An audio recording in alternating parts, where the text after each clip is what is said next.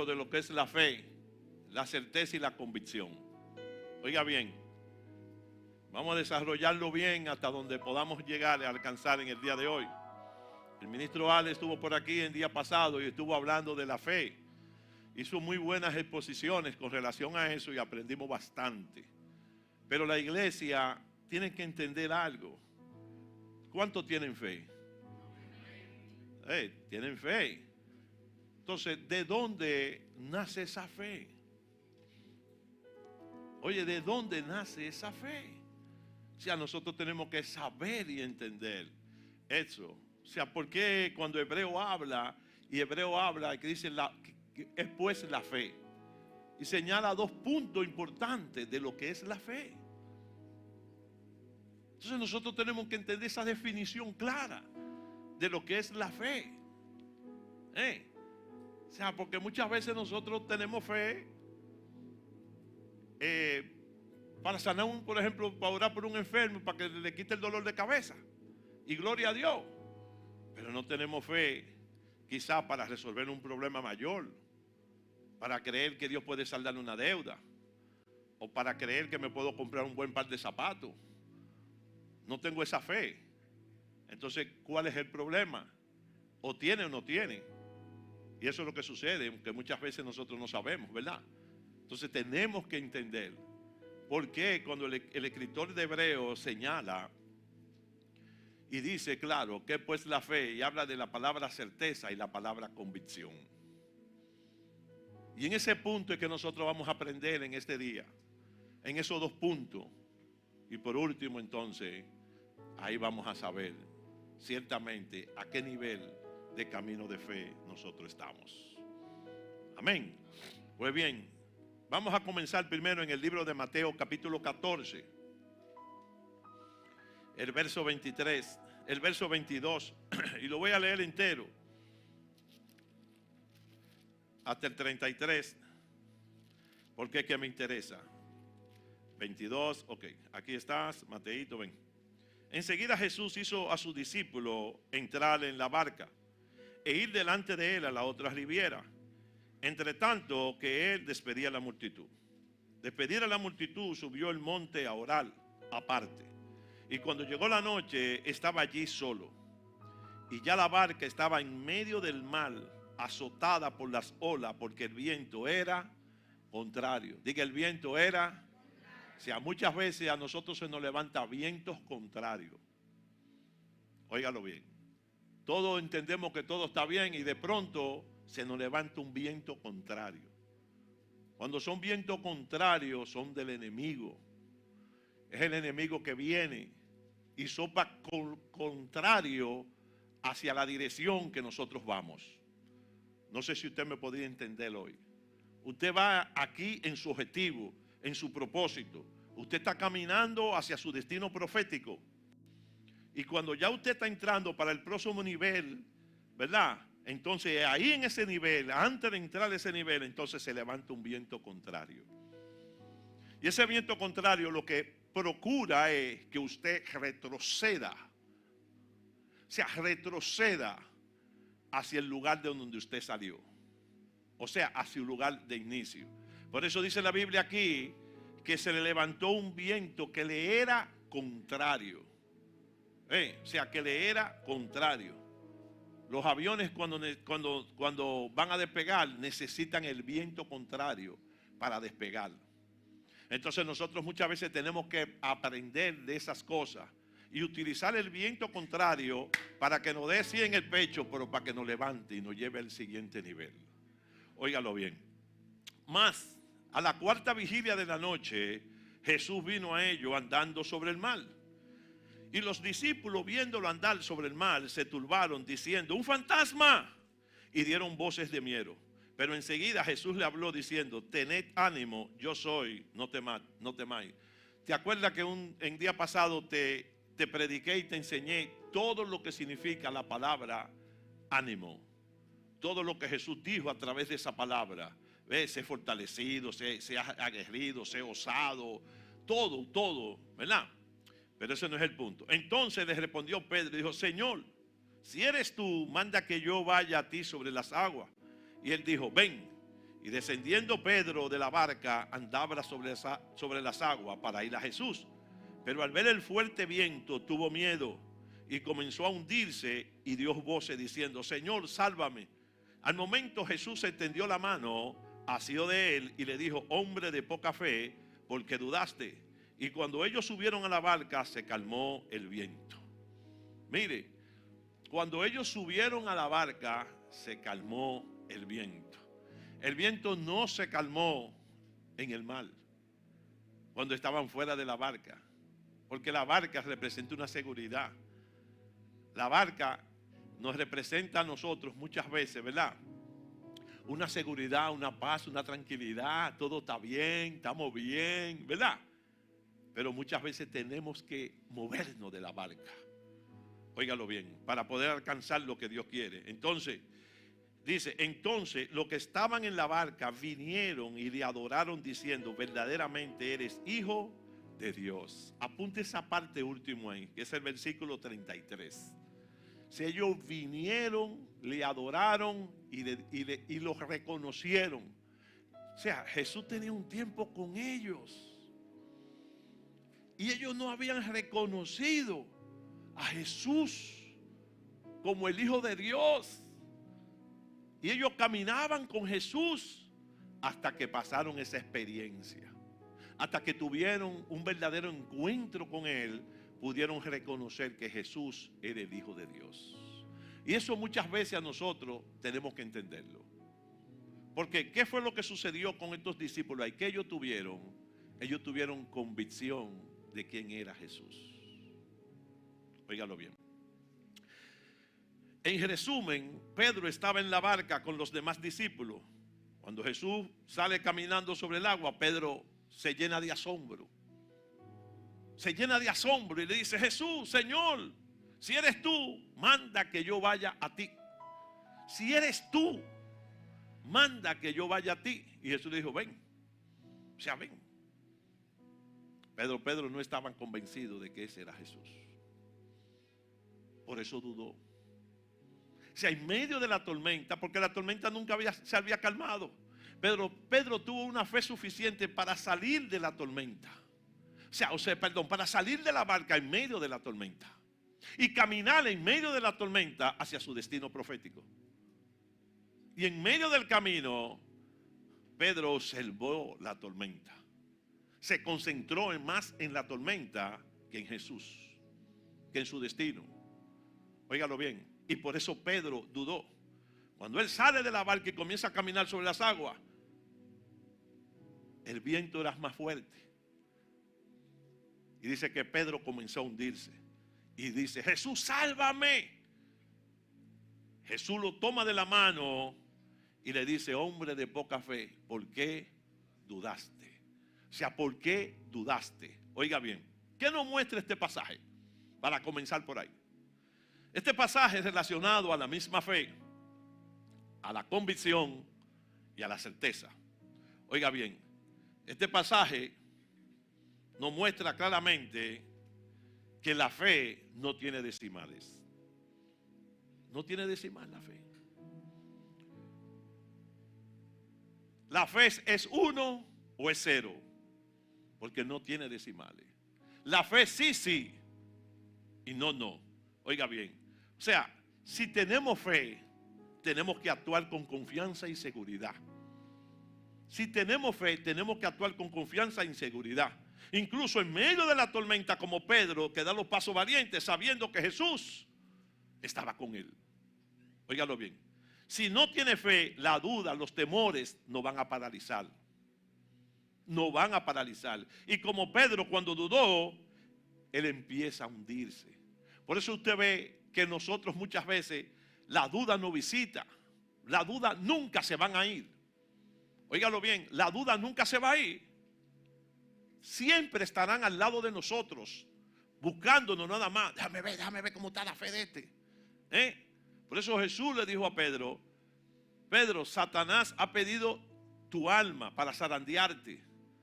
Yo he rogado por ti para que tu fe no falte. Y cuando todo esto termine, ve, afirma a tus hermanos en la fe.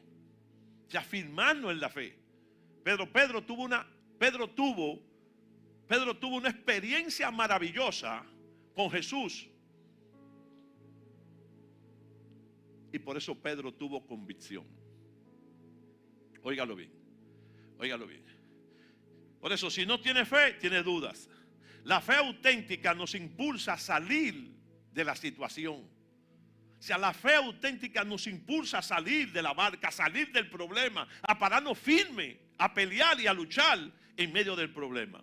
La fe auténtica nos lleva a tomar riesgo, a caminar hacia lo desconocido, con la certeza de que Dios nos va a sostener en cada decisión que tomamos. Por eso te dije claramente que cuando nosotros vemos el escritor de Hebreos, señala claramente, dice, es pues la fe. Oiga bien, o sea, él hace una definición clara de lo que es la fe.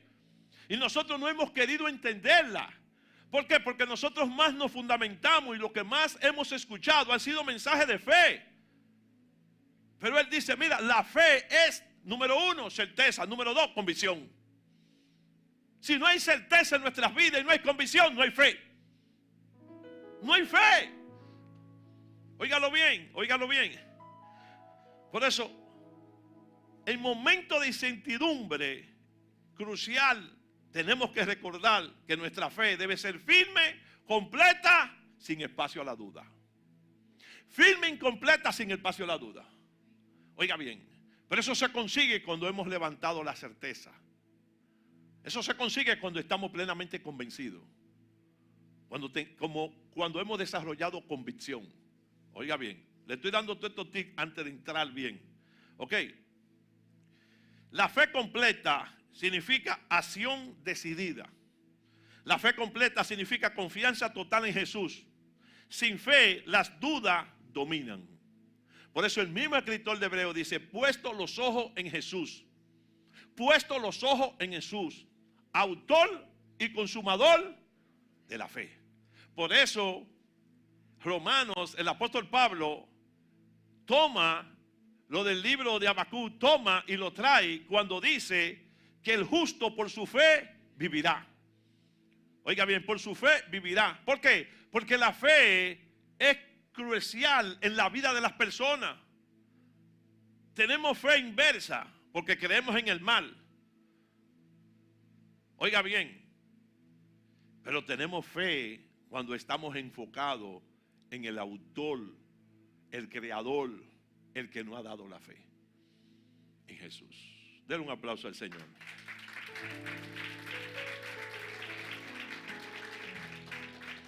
Por eso, oiga bien, de la fe, vuelvo y les repito, se ha hablado ampliamente. Aunque se ha definido con precisión para muchos hijos de Dios, sigue siendo un concepto abstracto y poco entendible. La fe es poco entendible, iglesia. Porque mucha gente dice, sí, no, yo tengo fe. Sí, yo tengo fe. Sí, yo tengo fe. Pero no sabemos ni siquiera en qué tenemos fe. No lo sabemos. ¿Por qué? Porque nosotros tenemos que estar sustentados en algo, afirmados en algo. Y hasta que no estemos afirmados y sustentados en algo, no vamos a saber el nivel de fe que tenemos.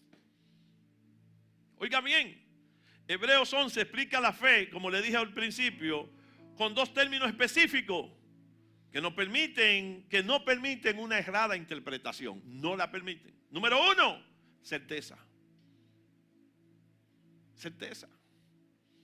Oiga bien, hemos escuchado todos los mensajes de fe, pero hemos escuchado pocos mensajes sobre la certeza. Entonces, si el escritor de Hebreo me dice a mí, es pues la fe, la certeza, significa que yo tengo que poner atención de lo que es certeza. Significa que yo tengo que saber de lo que es certeza. Porque si yo no tengo certeza, la fe no obra en mi vida.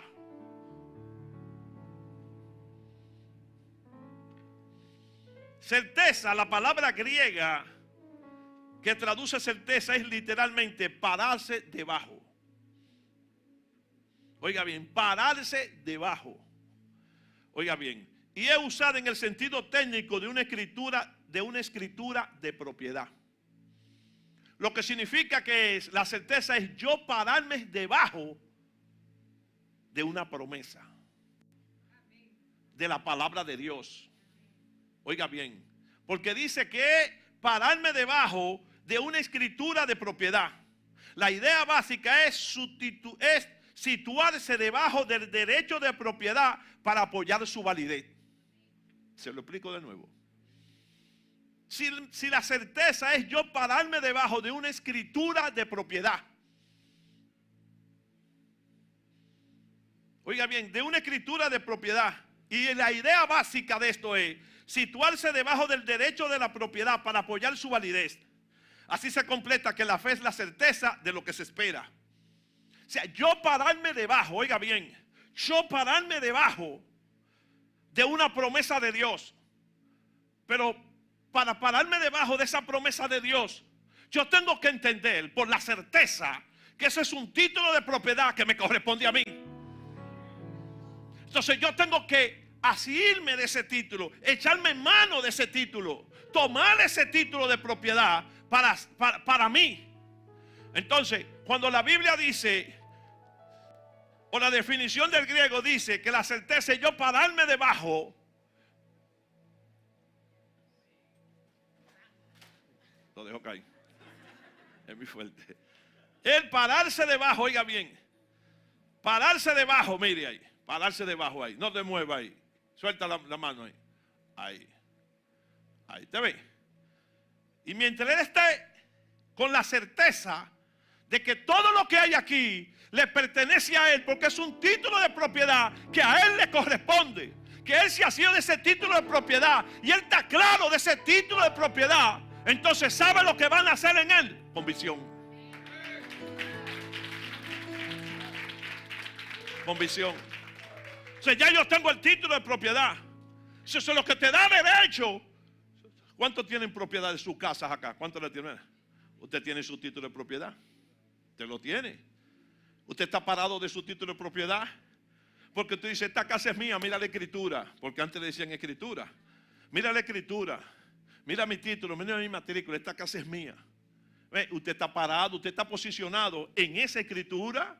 Usted puede hacer lo que usted quiera con esa escritura. Usted tiene la certeza que eso es suyo. Usted tiene la certeza que nadie va a tocar la puerta un día. De que todos nosotros te fuiste. Mírala. No, no, no, no. Usted tiene esa certeza. Usted tiene esa seguridad. Y eso le da una convicción de que eso es suyo. Usted puede hacer lo que usted quiera con eso.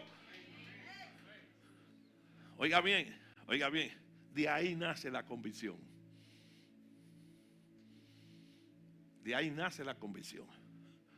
¿Y qué es lo que a nosotros nos hace falta? Convicción. Convicción. ¿Qué dice la Biblia en Romanos 4:17 respecto de Abraham? Como está escrito, te he puesto por padre de mucha gente delante de Dios, a quien creyó él y a quien creyó él, el cual da vida a los muertos y llama las cosas que no son como si fuesen. Él creyó en esperanza contra esperanza para llegar a ser padre de mucha gente, conforme a lo que se le había dicho, así será tu descendencia. Y no se debilitó en la fe al considerar su cuerpo que estaba ya como muerto, siendo de casi 100 años, o la esterilidad de la matriz de Sara. Tampoco dudó por la incredulidad de la promesa de Dios, sino que se fortaleció en fe, dando gloria a Dios, plenamente convencido. Porque Abraham se paró en el título de propiedad, en la certeza. Y la certeza trajo una convicción. Y ya Abraham podía caminar en esa fe. Y por eso para Abraham fue fácil entregar a su hijo. Porque ella tenía una convicción de quién era Dios. Por eso Jesús dijo, Abraham vio mi día y se gozó. Y se gozó. Óigalo bien, se gozó. Óigalo bien. Convicción. La palabra convicción proviene en su etimología del vocablo latino convictium. Convictium. Y alude a sentirse dueño de una verdad. Dueño de una verdad. O sea, yo quiero que usted aprenda hoy. Óigalo bien. Para que nuestra fe se alimente.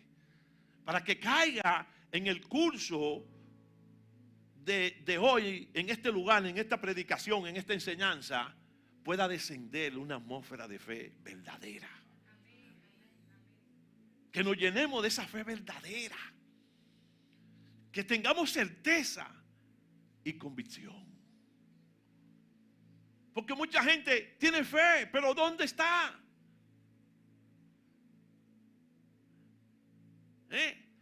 Jesús preguntaba muchas veces, ¿dónde está tu fe? ¿Dónde está tu fe? Nunca preguntó dónde está tu certeza ni dónde está tu convicción. No, sino tu fe. Sino tu fe.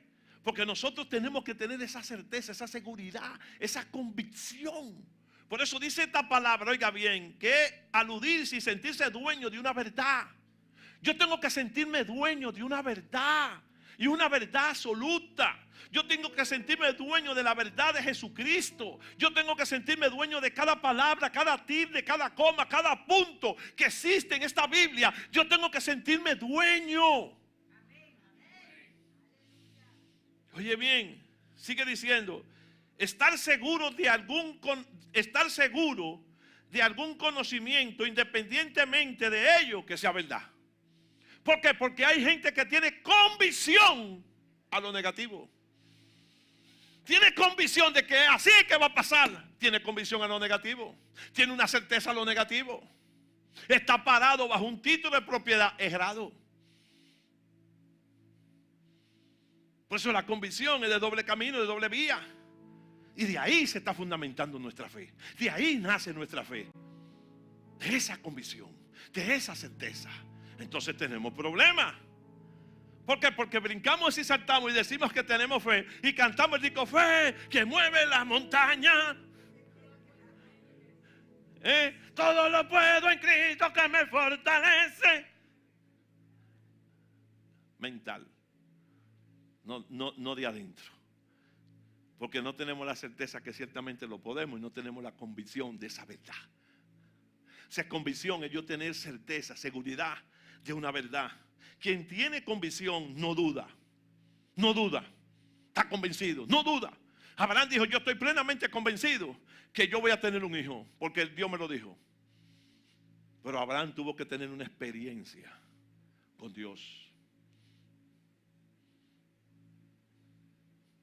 O sea, hay que tener una experiencia con Dios para que la convicción se forme en nosotros. Cuando tú pasas por un proceso, tú vas teniendo una experiencia con Dios. Y ese proceso está formando en ti certeza y convicción. Y tú te estás arropando de una verdad verdadera. Oiga bien. Por eso, quien tiene convicción no duda. Puede o no escuchar opiniones diferentes, pero se mantiene firme en su creencia. Se mantiene firme en su creencia. Oiga bien, se mantiene firme en su creencia. Jesús cuando llegaba a los sitios, por ejemplo, cuando se le apareció al hombre, siempre me gusta esa parte de la Biblia, ese versículo de la Biblia, me encanta, vea. Cuando le llevaron, el hombre le llevó a su hijo que estaba malo, endemoniado y todo, los discípulos no pudieron hacer nada y eso, que él tuvo esa interacción con el Señor. Y le dijo, Señor, tus discípulos no pudieron sacarlo, ¿tú puedes hacer algo? Pues si tú eres el maestro y estos son los discípulos, ¿tú puedes hacer algo? Siempre me llama la atención que Jesús le dijo a este hombre, ¿y tú puedes creer? Fue maduro la respuesta del Señor. El Señor le dijo, sí, yo puedo. Claro que yo puedo, yo soy el Señor. Yo vine a eso, a deshacer las obras del diablo, porque a eso fue que yo vine, a libertar al cautivo. A eso fue que yo vine, a sanar a los quebrantados, a sanar todos esos corazones. No. El Señor le dijo, y tú puedes creer. Y tú puedes creer. Porque creer es una demostración de certeza y convicción. Entonces hay fe. Nosotros decimos que creemos, pero no tenemos certeza ni convicción. Entonces no tenemos fe. No tenemos fe. Eso sencillamente es así, iglesia. Por eso todo se une. Jesús a este hombre no le preguntó, ¿tú tienes fe? No. Jesús no le preguntó, ¿tú tienes certeza? No. Jesús no le preguntó, ¿tú tienes convicción? No. ¿Por qué? Porque este hombre estaba demostrando que no estaba creyendo en Jesús literalmente. Pero este hombre fue tan honesto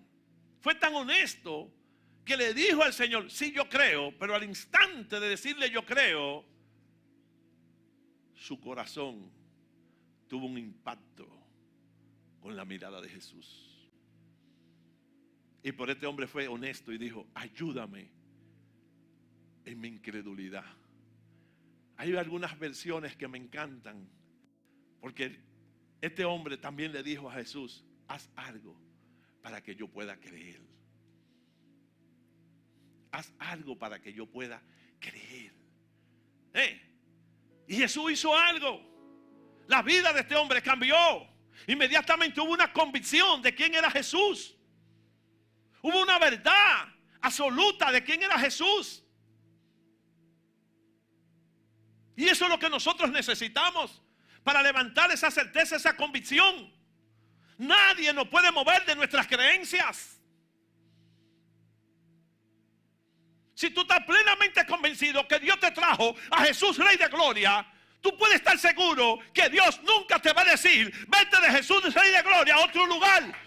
Y si tú te vas, tú nunca estuviste plenamente convencido de esa verdad. Te la inventaste. Óyelo bien, iglesia, eso es así. Isaías 53 dice, por su llaga fuimos nosotros curados.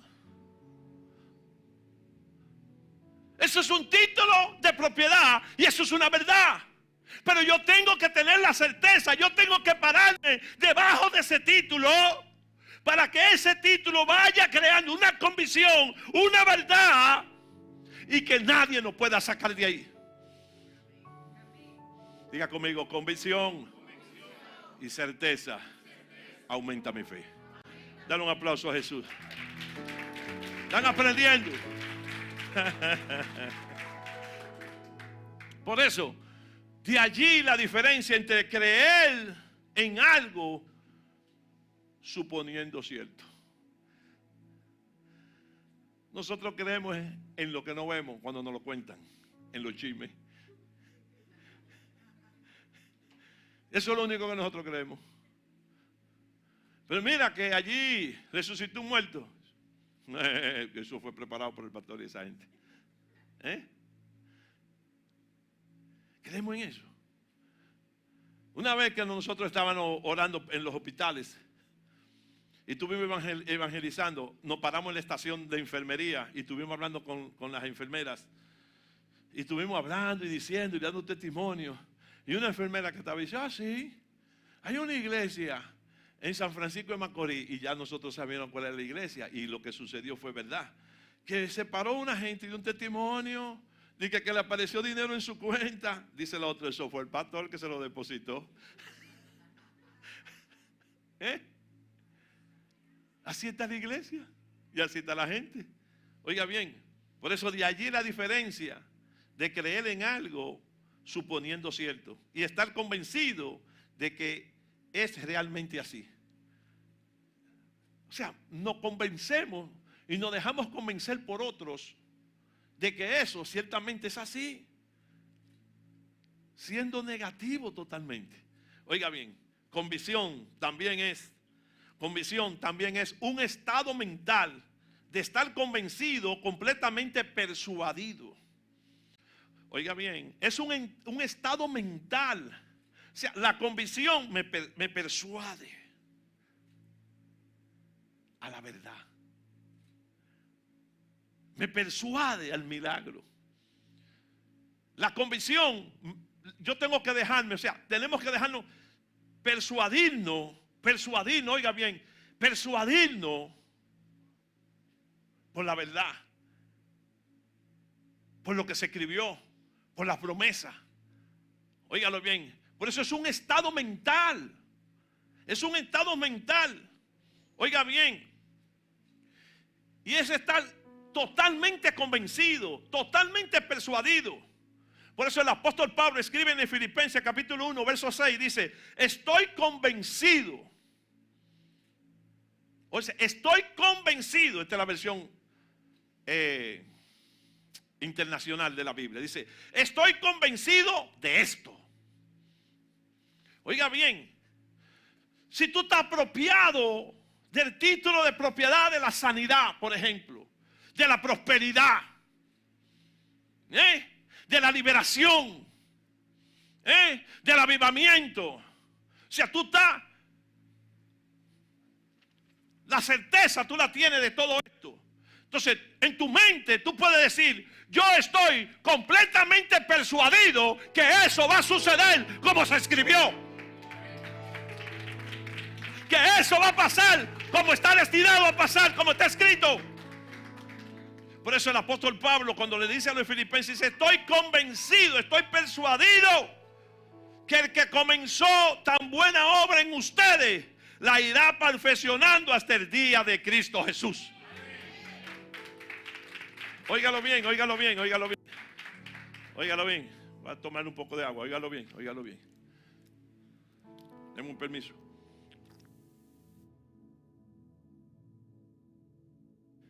Óigalo bien, óigalo bien, óigalo bien. El apóstol Pablo va y se para a los filipenses. Dice, oiga, en mi mente, en mi pensamiento, yo estoy plenamente convencido. El apóstol Pablo está diciendo, yo tengo fe, yo tengo la certeza, yo tengo la seguridad que lo que Cristo comenzó en ustedes, Él la va a terminar. Yo no sé cómo, pero lo va a hacer. Usted brinca y salte, pero Él la va a terminar. Amén. Denle un aplauso a Jesús. Podemos decir también que convicción es una persona de creencia firme.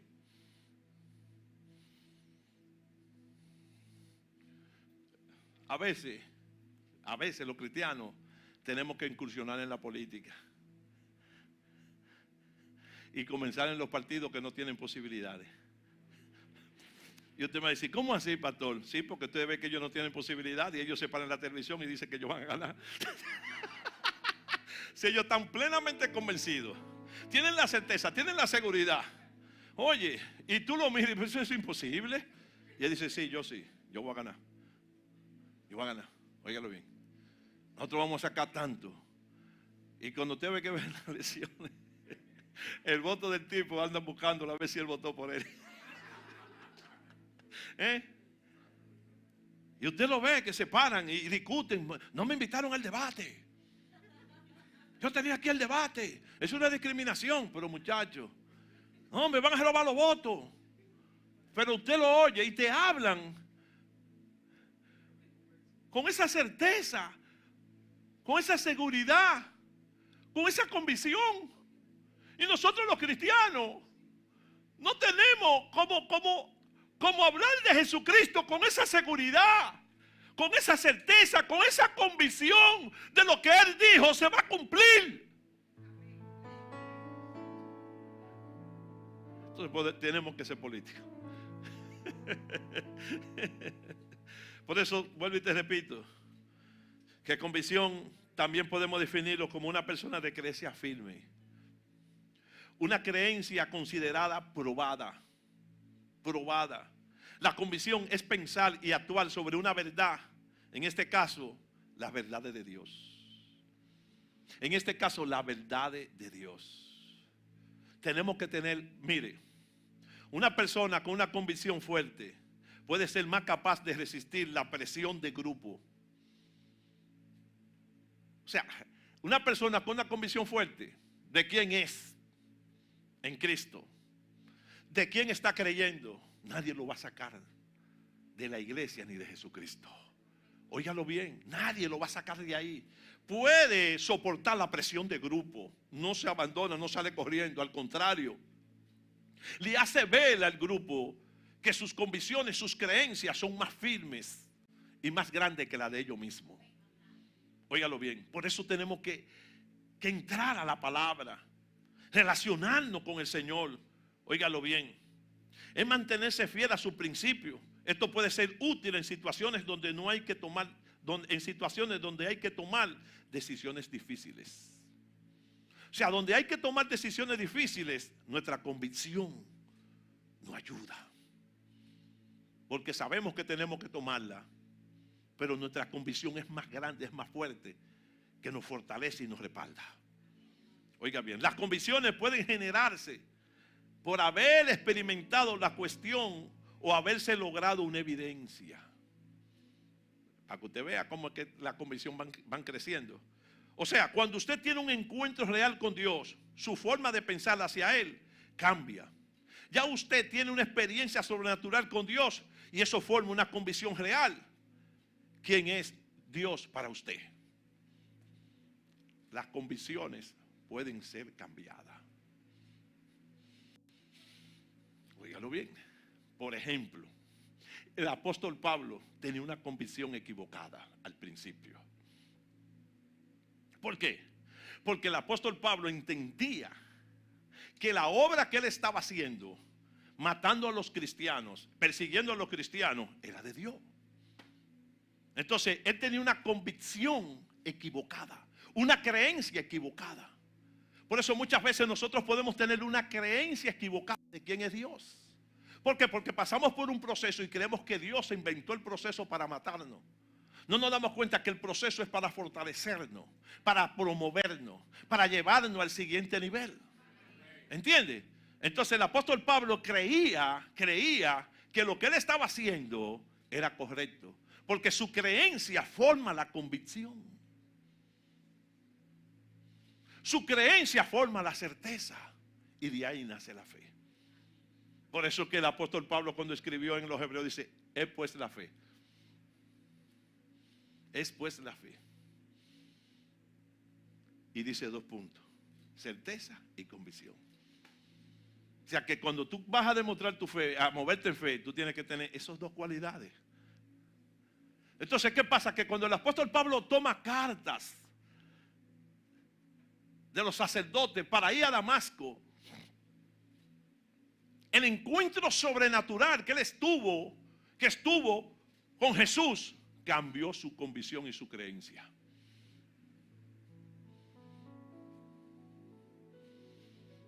Hey, me están mirando, Señor.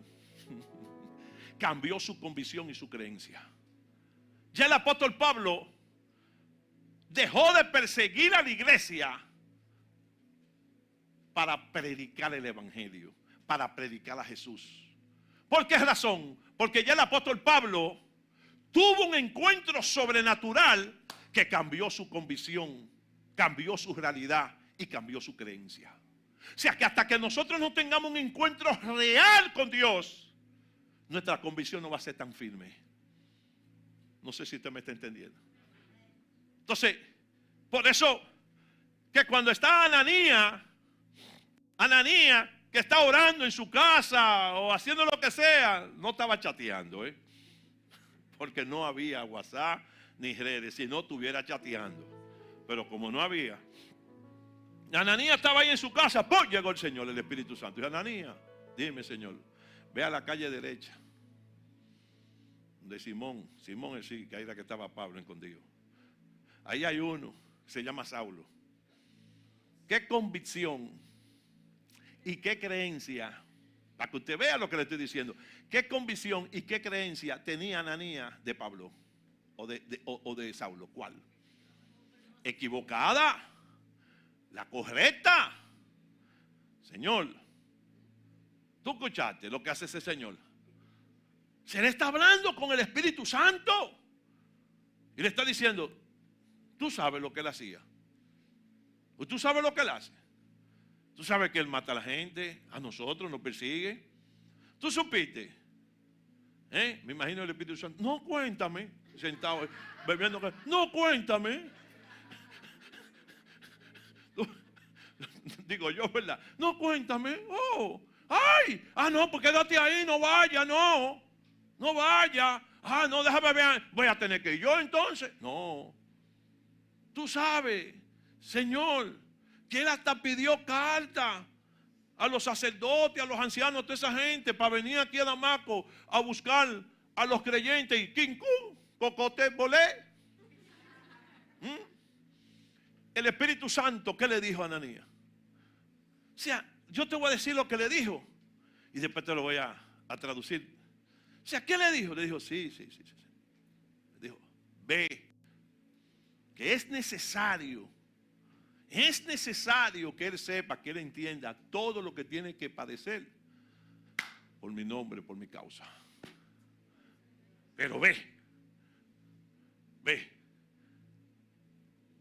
Yo me imagino, si traducimos eso, 2 puntos. Número 1, le estaba cambiando la convicción y la creencia a Ananías de quién era Pablo o quién era Saulo. Y número 2, le estaba diciendo a Ananías el encuentro que tuvo conmigo en el camino. Oiga bien, cambió su convicción de quién soy yo y aumentó su fe. Pero más aún, él le dijo, él te vio ya, vete. Y por eso cuando Ananías entra a donde está Pablo o Saulo, no le dijo delincuente ni nada de eso. Fue y se le acercó y le dijo, hermano Saulo. Hermano Saulo. O sea, ¿por qué? Porque la convicción de Ananías fue cambiada. La creencia y el concepto que él tenía, el prejuicio que él tenía sobre Pablo fue cambiado. Producto a que al encuentro, a la visitación del Espíritu Santo que tuvo. Pero más aún, el de Saulo, el de Pablo, fue cambiado totalmente. Y por eso él puede decir, la fe es pues la certeza, pararte bajo el título de propiedad. Y también es convicción, creer en lo que tú no ves. Convicción. Nosotros nos falta esos 2 puntos. Entenderlo. No es fe solamente nada más. La fe es buena. Pero si tú no tienes certeza, si tú no tienes convicción, tú no puedes hacer las cosas correctas en Dios. No podemos ver el milagro verdadero. Oiga bien. Las convicciones pueden generarse, como le dije, por haber experimentado sobre la cuestión o haberse logrado evidencia. Es pues la certeza de lo que se espera, la convicción de lo que no se ve. O sea, parado en el título de propiedad, yo estoy esperando todo lo que se escribió ahí. Pero la convicción, yo no estoy viendo, pero sé que lo voy a ver. Amén. Dale un aplauso al Señor.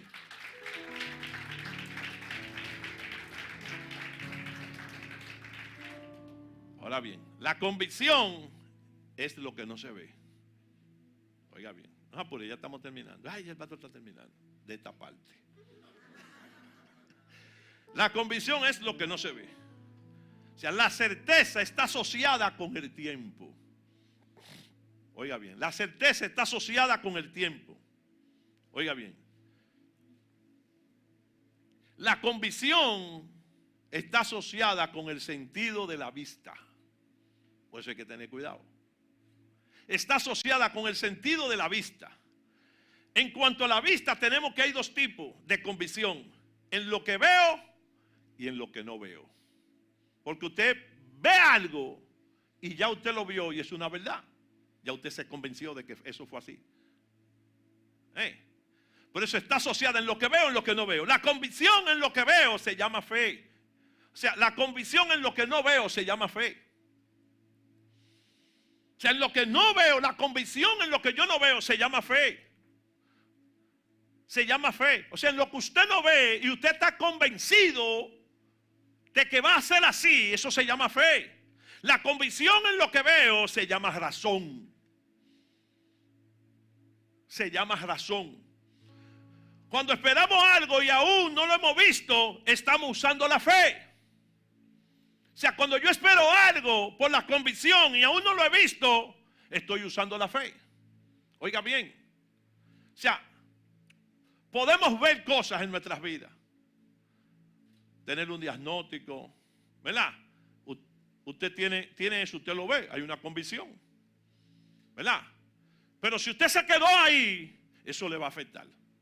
Pero si su convicción es diferente y usted no se enfoca ciertamente en el diagnóstico, sino se enfoca en la certeza de la promesa, entonces eso se llama fe. ¿Me está entendiendo, iglesia? Eso se llama fe. Oiga bien, oiga bien. La convicción en lo que no se ve, como le dije, se llama fe. Y en lo que se ve, se llama razón. Cuando espero algo, aún no lo hemos visto, estamos usando la fe. Eso es convicción. Cuando yo espero algo, aún no lo hemos visto. Aún no lo hemos visto, estamos usando la fe. Oiga bien, o sea, ¿cuántos creen en la liberación? ¿Por qué? Porque usted la ha visto. Y eso le ha generado a usted una experiencia. Y eso ha creado una convicción de lo que es la liberación. Entonces eso se ha constituido en usted una certeza, una convicción, una fe. Usted sabe que Él libera. Usted sabe que Él libera. Usted sabe que Él prospera. Porque usted lo ha visto. Si usted lo ha visto. Ve, y eso es una convicción. Ya no hay razón ahí. Ahí no. Oiga bien. La convicción en lo que se llama cuando esperamos algo, aún no lo hemos visto, estamos usando la fe. La razón es la convicción de lo que se ve en el aquí y en el ahora. O sea, la razón se aplica muchas veces en el aquí y en el ahora, no se aplica en la fe. Pero nosotros podemos cambiar eso y aplicar el aquí y en el ahora en la convicción en lo que no se ve. Entonces lo llamaremos fe. Óigalo bien. Si lo estoy confundiendo con los términos, vea el mensaje en el canal. Amén. Óigalo bien. La fe es la convicción de lo que no se ve en el presente. De lo que no se ve en el presente, pero se tiene plena certeza de que se verá en el futuro. O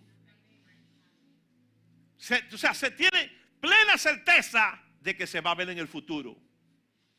Pero tú tienes la convicción, esa es la fe, de lo que tú no estás viendo. Tú no lo ves. ¿Tú ves? Pero tú tienes la fe, tienes la convicción. Por eso la Biblia nos ilustra un poco al respecto.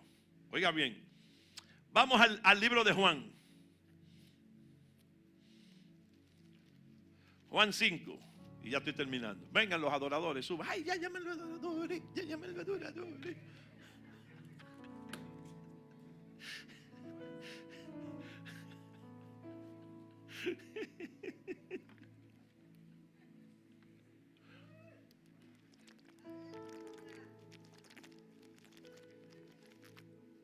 Pastor, ¿y por qué usted sabe todo eso? Porque yo me he sentado ahí con usted. Yo he estado sentado ahí como están ustedes. Y muchas veces voy a los sitios y me siento. Cuando yo veo que sacan 5 y 7 hojas y todavía le falta, yo, ay mi madre. Ahora sí es verdad. Y al final dice, suban los adoradores. Digo, ahí es que le dan duro. Entonces uno coge su ejemplo para uno seguir. Sí, Juan 5, 1, 9. Dice, después de estas cosas, había una fiesta en los judíos y subió Jesús a Jerusalén. Y ahí en Jerusalén, cerca de la puerta de las ovejas, un estanque llamado en hebreo Betesda, el cual tiene 5 pórticos. Y esto yacía en una multitud de enfermos, ciegos, cojos, paralíticos, que esperaban el movimiento del agua.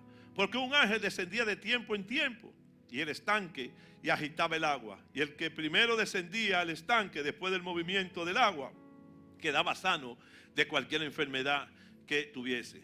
Y había un hombre que hacía 38 años que estaba enfermo. Cuando Jesús lo vio acostado, supo que llevaba mucho tiempo así. Le dijo, ¿quieres ser sano? El Señor les respondió, el enfermo, no tengo quien me meta en el estanque cuando se agite el agua. Y entre tanto que yo voy, otros descienden hasta que yo. Jesús le dijo, levántate, toma tu lecho y anda. Y al instante aquel hombre fue sanado y tomó su lecho y anduvo, y era día de reposo aquel día. ¿Qué nos hace ver este pasaje acá? ¿Qué nos enfoca este pasaje con este paralítico? Primero, nos enseña el aquí y el ahora de una realidad.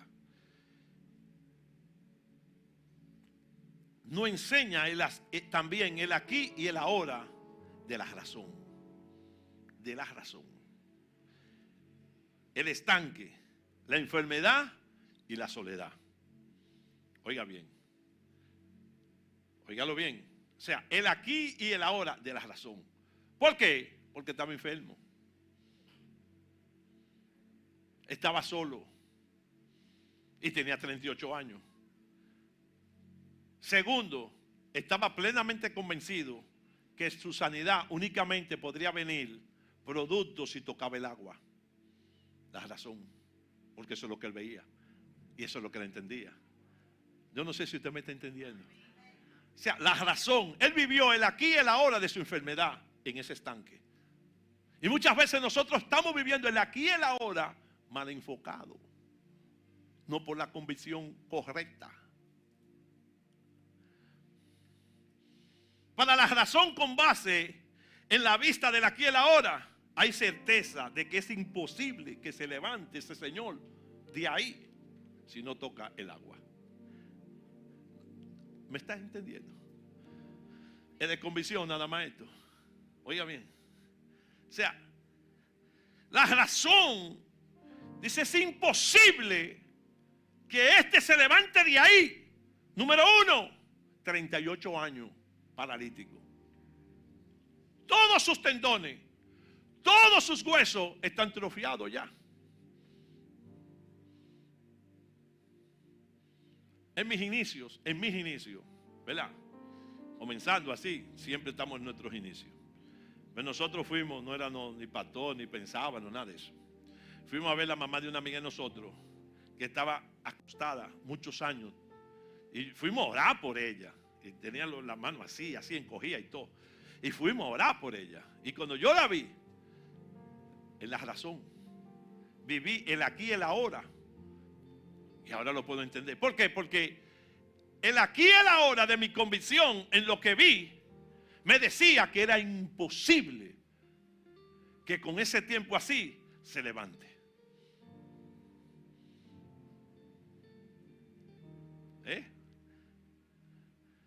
Vea. Ahora bien,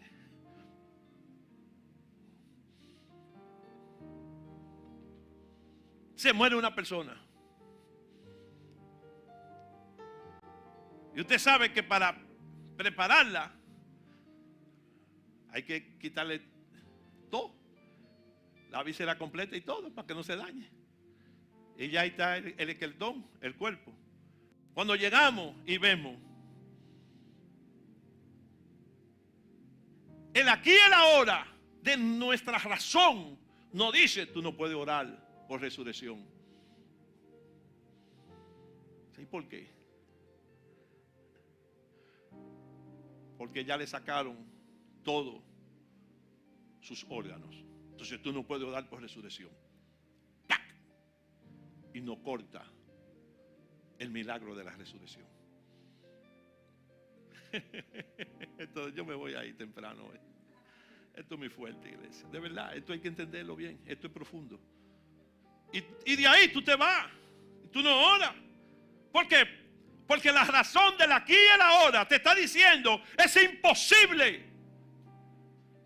Por eso Jesús llega a los 4 días donde Lázaro, porque ya es día, ya estaba podrido. Y por eso Jesús dice: he venido a romper y a destruir el aquí y el ahora de la razón. Lázaro, sal fuera.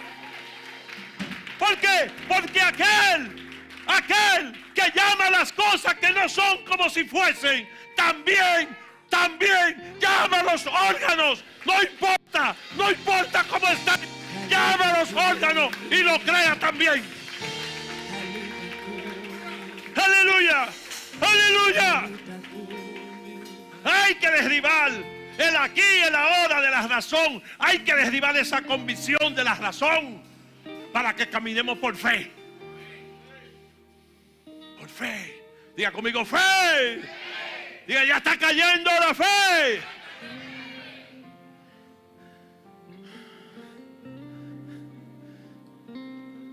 Créame que es así. Por eso yo donde voy y tengo que orar por el muerto que esté ahí, sin ojos, sin nada, pues vamos a darle. Vamos a darle. Ya no hay evidencia de que Él resucitó a uno de 4 días que es día, porque ya estaba podrido. Entonces hay evidencia. Pero nuestra fe, nuestra convicción y nuestra certeza está limitada, está ciega. Podemos, ay, que se le quedó un riñón. Entonces un muerto se le puede crear todo. Amén. Entonces este mismo pasaje que leímos, vemos algo totalmente diferente. Vemos el aquí y el ahora de la fe y el aquí y el ahora de la razón. El aquí y el ahora y la convicción y la certeza de la fe mediante Jesús. Mediante Jesús. Todo el mundo veía al paralítico. Y lo veía 38 años. Ahí tirado. Y el tipo decía, hey, por lo menos un vasito de agua y échamelo arriba. A ver si puedo. No. ¿Por qué? Porque para ese paralítico, su certeza y su convicción era el agua. No Jesús. Y por eso cada vez que se recogía el agua, él veía más lejos su milagro. 38 años. Entonces llegó Jesús a destruir la razón, a deshacer el aquí y el ahora de la razón, a deshacer la convicción fundamentada en una razón por lo que estaba viendo. Por eso la convicción se fundamenta en lo que yo no veo, pero lo creo. ¿Por qué? Porque lo sostiene la certeza. Y eso hace que mi fe aumente. Óigalo bien. Y cuando Jesús llega y le dice, ¿quieres ser sano? Habla la razón de este hombre. No puedo. Porque cuando el estanque se mueve, yo no puedo llegar. Porque esa convicción que él tenía estaba fundamentada en lo que estaba viendo, no en lo que estaba creyendo. Y nota, quiero que sepa que ese día el ángel no descendió. El día que Jesús llegó ahí, el ángel no descendió. Jesús se encontró con el hombre y le preguntó. Y el hombre fue el que le dijo, no, porque pasa esto y esto y esto. La razón. Y Jesús habló con la convicción de la certeza y la convicción, el aquí y el ahora de la fe. ¿Quiere ser sano? Es la pregunta. Entonces, levántate, vete. Porque cuando la palabra se desató respecto a la sanidad, se fundamentó en una convicción, en una certeza y una seguridad. Esa palabra no volvía hacia atrás. Dale un aplauso a Jesús. Me voy ya. ¿Qué van a hacer?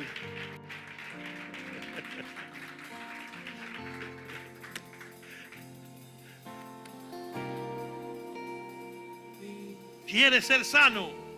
Significa acción. Acción. Certeza. Movimiento. O sea, movimiento. Oiga bien. Vemos con visión de algo bueno va a suceder a este hombre. O sea, algo bueno le va a pasar a este hombre. O sea, quiere ser sano, certeza, acción, movimiento, movimiento, acción, movimiento. ¿Por qué? Porque quien estaba hablando era el título de propiedad de la sanidad en ese momento. Era la certeza viva en ese momento. Era la acción de la fe viva en ese momento.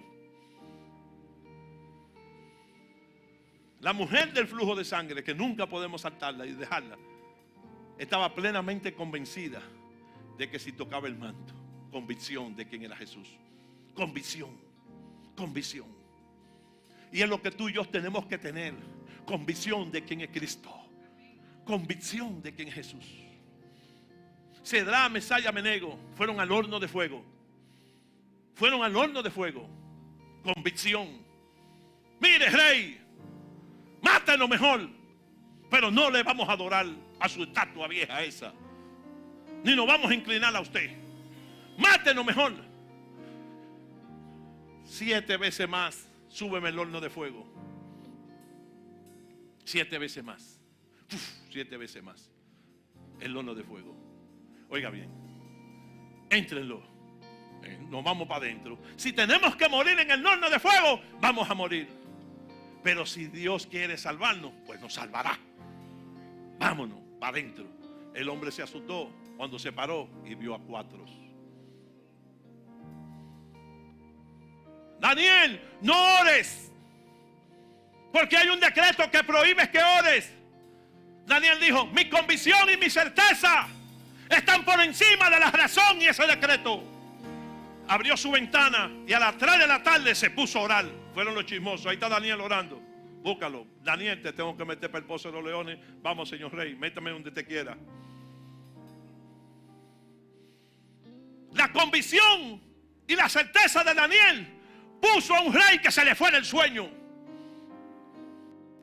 Mira hasta dónde llega la convicción de un hombre cuando cree, que hace que los impíos se le quite el sueño. Al rey se le fue el sueño y se puso a interceder por Daniel. Oye lo que hace eso. Al punto que deseó que ya fueran las 5 de la mañana, las 3, para ir corriendo. Y cuando abrió el pozo: Daniel, Daniel, ¿qué pasa? Vengo ahora, perrito, le dijo a los leones. Convicción, convicción, certeza, fe, seguridad, creencia en lo verdadero. Entonces, ¿qué vamos a hacer nosotros? Dile que todo tuyo: te presento a Cristo en otra modalidad. Como hijos de Dios, no estamos llamados a caminar por lo que vemos, sino a caminar convencidos de lo que no vemos, según la palabra que Él nos ha dado. La razón es inmediatista. Interpreta la palabra de Dios frente a la hora. No da cabida a lo sobrenatural. La razón. Porque interpreta la palabra de Dios. Interpreta el aquí y el ahora. Interpreta lo sobrenatural como ella quiera.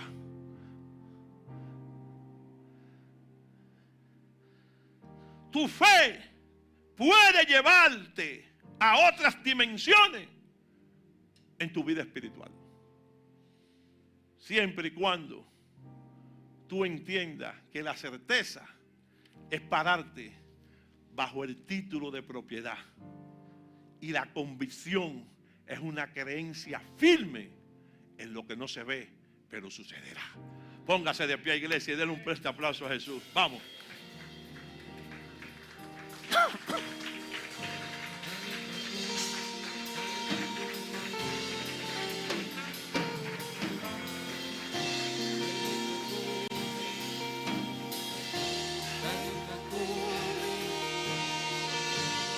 Levanta tus manos, vamos.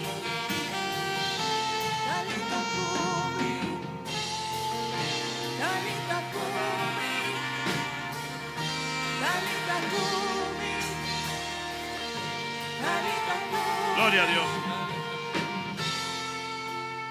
Y diga conmigo: Señor Jesús, en este día mi fe está sustentada en la certeza y la convicción. Yo creo firmemente que tú eres el dador de la vida. Gracias, Señor, porque mi fe va en aumento. En el nombre de Jesús. Amén. Y amén. Dale un aplauso al Señor, la iglesia.